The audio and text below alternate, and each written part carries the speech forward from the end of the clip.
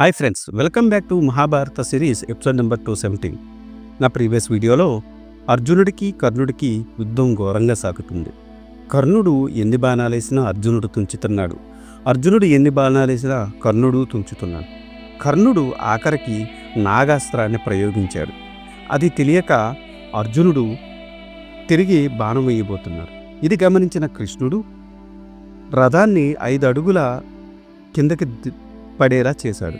అందులో గురి తప్పి అర్జునుడు కిరీటానికి తగిలి నాగాస్త్రము పడిపోయింది.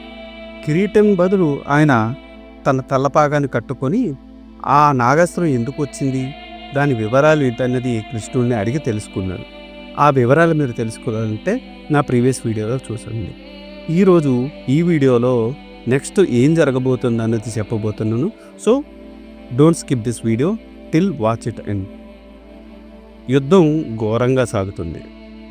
బ్రాహ్మణుడు శాపం కర్ణుడికి తగిలేలా ఉంది. తన రథచక్రం భూమిలో కూరుకుపోతాయని చిహ్నాలు కూడా వస్తున్నాయి. కర్ణుడికి చనిపోయే సమయం ఆసన్నమైంది అని వినిపించింది. అది విన్నాడు కర్ణుడు. కానీ ధైర్యం కోల్పోలేదు. భార్గాస్త్రాన్ని స్మరించాడు. కానీ అది గుర్తుకు రాలేదు. పరశురామ శాపం పనిచేయడం మొదలైంది అని అనుకున్నాడు. నేను ధర్మపరుణ్ణి, ధర్మం నన్ను రక్షిస్తుంది అని అనుకున్నాను. కానీ అది అసత్యమైంది అని తనలో తాను అనుకుంటున్న సమయంలో అర్జునుడు కర్ణుడి మీద శరములు వర్షంలా కురిపిస్తున్నాడు. కర్ణుడు తన బాహుబలాన్ని నమ్ముకున్నాడు. విల్లు తీసుకుని అర్జునుడి మీద, కృష్ణుడి మీద పదునైన బాణములు ప్రయోగించాడు. అప్పుడు అర్జునుడు కర్ణుడి మీద బ్రహ్మాస్త్రం ప్రయోగించాడు. కర్ణుడు ఇంద్రాస్త్రంతో దానిని అడ్డుకున్నాడు. అర్జునుడు తాను ప్రయోగించిన బ్రహ్మాస్త్రం కర్ణుడు ప్రయోగించిన ఇంద్రాస్త్రంతో వృధా అయిందని బాధపడుతున్నాడు. అప్పుడు కృష్ణుడు అర్జునుడితో, అర్జున, నీ బ్రహ్మాస్త్రము ఎందుకు వృధా అయిందో నీకు తెలుసా? నీవు ఉపాయంతో యుద్ధం చేస్తే కర్ణుడు నీ ముందు నిలబడగలడా? కాబట్టి శ్రమపడకుండా ఉపాయంతో కర్ణుడిని సంహరించు అని సలహా ఇచ్చాడు కృష్ణుడు. ఇంతలో కర్ణుడు రుద్రాస్త్రము ప్రయోగించి మంత్రపఠనం చేస్తున్నాడు. ఇంతలో అతని రథచక్రం మరింత భూమిలోకి కూరుకుపోయింది. కర్ణుడి రథం ఒక పక్క ఉరిగిపోయింది. అందుకని కర్ణుడికి రుద్రాస్త్ర ప్రయోగం సాధ్యం కాలేదు. కర్ణుడు రథం దిగాడు. అర్జునుని చూసి ఇలా అన్నాడు, అర్జున, నేను ప్రస్తుతం విరుధను. నా రథచక్రము భూమిలో కూరుకుపోయింది. నేను దానిని ఎత్తుకొనవలను. నీవు రథం మీద ఉన్నావు, నేను భూమి మీద ఉన్నాను. నీవు నా మీద బాణప్రయోగం చేయడం ధర్మం కాదు. కాబట్టి నేను నా రథచక్రం ఎత్తుకొనిదాకా నా మీద బాణప్రయోగం చెయ్యకుము. ఇది కేవలం నీకు యుద్ధ ధర్మం అని తెలియక చెప్పడానికే చెబుతున్నాను. కానీ నీకు కృష్ణుడికి భయపడి మాత్రం కాదు అన్నాడు కర్ణుడు. కృష్ణుడికి సమయం చిక్కింది. అందుకని కర్ణుడితో నవ్వుతూ ఇలా అన్నాడు, అదేమిటి కర్ణ, నీవు ధర్మాధర్మ విచక్షణ చేస్తున్నావా? ఇది ఎప్పటి నుండి? నీవు ఆపదలో ఉన్నావు కనుక నీకు ధర్మం గుర్తుకొచ్చింది. అహంకారంతో దుర్మార్గంతో విర్రవీగుతున్నప్పుడు నీకు ధర్మం గుర్తుకు రాలేదా? కర్ణ, పాండవులు ధర్మ మార్గంలో ప్రయాణిస్తున్నారు. వారికి జయం తథ్యం. అధర్మపరులైన ధృతరాష్ట్రనందులకు అపజయం అనివార్యం. నీవు నీ అనునంగ మిత్రుడు సుయోధనుడితో కలిసి చేసిన అకృత్యాలు అప్పుడే మర్చిపోయావా? పాండవులను లక్క ఇంట్లో పెట్టి కాల్చమని ప్రోత్సహించింది నువ్వు కాదా? కపట జోదం ఆడించి పాండవులను అడవులకు పాలు చేసింది నువ్వు కాదా? ద్రౌపదిని సభకు ఈడ్చుకొని వచ్చినప్పుడు అనరాని మాటలు అని ఆమెను భంగపరిచింది నువ్వు కాదా? పాండవులను అడవులలో కూడా ప్రశాంతంగా బతకనీయకుండా ఘోషయాత్రను సంకల్పించింది నువ్వు కాదా? అభిమన్యు కుమారుణ్ణి మీరందరూ చుట్టుముట్టి చంపుటకు ప్రోత్సహించింది నువ్వు కాదా? ఇవన్నీ ప్రత్యక్షంగా చేసినది సుయోధనుడు అయినా పరోక్షంగా నువ్వే కారకుడవి. అప్పుడు ఈ న్యాయం, ధర్మం నీకు గుర్తుకు రాలేదా అని అన్నాడు కృష్ణుడు. కృష్ణుడు ఒక్కొక్క మాట అంటుంటే అర్జునుడికి కోపం పెళ్ళుబిక్కింది. దయాదాక్షిణ్యం లేకుండా కర్ణుడి మీద సర్వర్సం కురిపించాడు. కర్ణుడు కూడా నేల మీద నుండే అర్జునుడు వేసే బాణాలని ఎదుర్కొంటూ అర్జునుడితో యుద్ధం చేస్తున్నాడు. అర్జునుడు కర్ణుడి పతాకం విరగ్గొట్టాడు. కర్ణుడు మహాకోపంతో కృష్ణుడి మీద, అర్జునుడి మీద వాడి అయిన బాణములు ప్రయోగించాడు. మధ్యరథం చక్రమును ఎత్తుకొనడానికి ప్రయత్నం చేస్తున్నాడు. కానీ ప్రయోజనం లేకపోయింది. ఇంతలో కృష్ణుడు అర్జునుడితో కర్ణుడిని సంహరించమని చెప్పాడు. అర్జునుడు అత్యంత శక్తివంతమైన మహాస్త్రమును ఎక్కుపెట్టాడు.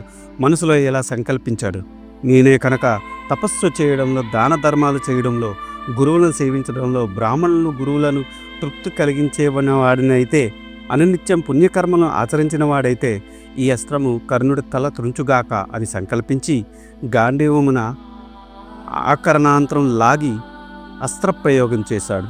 దివ్యాస్త్రం నిప్పుల కక్కుతో దూసుకుని పోయి కర్ణుడి శిరస్సును ఖండించింది. కర్ణుడి దేహం నేల మీద పడింది. సూర్యాస్తమయం అయింది. కర్ణుడి శరీరం నుండి అందరూ చూస్తుండగానే ఒక తేజము వెలువడి అస్తమించుచున్న సూర్యబింబంలో కలిసిపోయింది.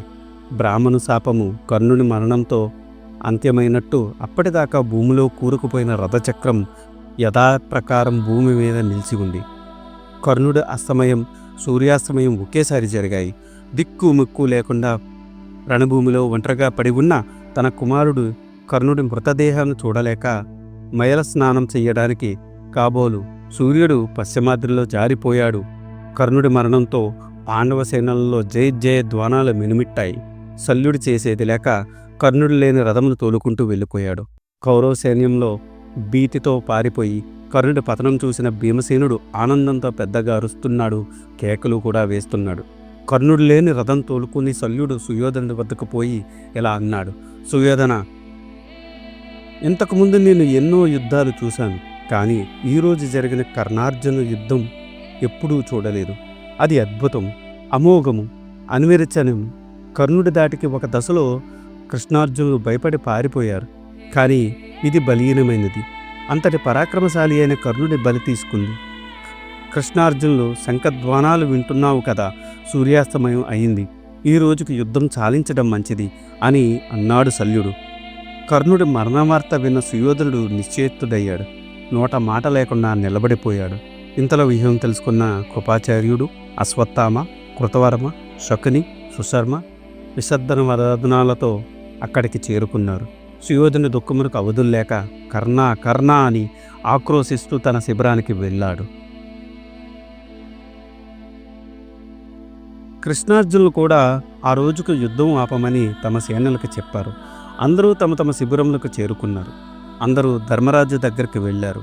అన్న మాట నిలబెట్టుకున్నందుకు ధర్మరాజు అర్జునుడిని అభినందించాడు. కృష్ణుడు ధర్మరాజుతో ఇలా అన్నాడు: ధర్మజ, ఈరోజు కర్ణుడు మహాపరాక్రమంతో విజృంభించాడు. అతన్ని సంహరించడం ఎవరికీ సాధ్యం కాదు. కోపాగ్నిలోనే అతను మాడి మసైపోయాడు అని అనుకోవాల్సిన వస్తుంది. కర్ణుడి చావుతో నీకు కౌరవుల బాధ తీరిపోయింది. నీవు ఇంక నిశ్చింతగా ఉండు అని అన్నాడు. కృష్ణ, అట్లు కాదు, నీ కృపా కటాక్ష వీక్షణల మీద మా మీద ప్రసరించినంత వరకు మాకు అపజయం లేదు అని నా నమ్మకం అని అన్నాడు ధర్మజుడు. ధర్మజ, నేను కేవలం నిమిత్త మాత్రుడను. నీ తమ్ముళ్ళు, నీ బావలు అందరూ అమిత పరాక్రమవంతులు. అందరి సమిష్టి కృషి వల్లనే మీకు ఈ విజయం సిద్ధించింది అని అన్నాడు. అప్పుడు ధర్మరాజు ఒకసారి రణభూమికి వెళ్ళి కర్ణుని చూడాలని కోరికగా ఉన్నది అని అన్నాడు. తర్వాత ధర్మరాజు బంధుమిత్రులు తోడు రాగా సపరివార సమేతంగా కర్ణుడు మరణించిన చోటికి వెళ్ళాడు. రణభూమిలో తల తెగిన కర్ణుణ్ణి, అతని పుత్రుల దేహమును చూశాడు. కర్ణుడి చావుతో తనకు పునర్జన్మ కలిగేటట్టు సంతోషించాడు ధర్మరాజు అని సంజయుడు ధృతరాష్ట్రుడికి కర్ణవధ, దుశ్శాసనవధ, ఆనాటి యుద్ధ విశేషాలను వివరించాడు. ఇది ఈనాటి వీడియో. ఆ తర్వాత ఏం జరిగిందో తెలుసుకోవాలనుకుంటే మీరు నా నెక్స్ట్ వీడియో కోసం వెయిట్ చేయాల్సిందే. దానికన్నా ముందు నాదొక చిన్న రిక్వెస్ట్. నేను చేసే ఈ మహాభారత సిరీస్ వ్యాస భారతం నుండి కవిత్రయం అంటే నన్నయ్య గారు, తిక్కన గారు, ఎర్రాప్రగడ గారు తెలుగులోకి అనువదించారు. అదే ఈ మహాభారతాన్ని నేను మీకు యథాతథంగా అందించాలనే సదుద్దేశంతో ఈ వీడియోలు చేస్తున్నాను. ఏ జనరేటెడ్ ఇమేజెస్తో వీడియోస్ చేయడం కొంచెం కష్టతరమైన విషయం అయినప్పటికీ మన సనాతన ధర్మంలో ఉన్న మంచిని చెప్పాలనే ఉద్దేశంతో పూర్తి కథని ఈ వీడియోలో రూపంలో అందించడం జరుగుతుంది. అందుకని మీలాంటి వారి సపోర్ట్ నాకెంతో ముఖ్యం. మీరు నన్ను సపోర్ట్ చేయాలనుకుంటే జస్ట్ మీ అభిప్రాయాన్ని కమెంట్ల రూపంలో తెలియచేస్తూ, లైక్ చేస్తూ, 10 మందికి షేర్ చేస్తూ మన ధర్మాన్ని 10 మందికి అందేలా చేయాలని కోరుకుంటున్నాను. ఈ వీడియో కనుక మీకు నచ్చితే do like, share and subscribe. Thanks for watching. జై సనాతన ధర్మం.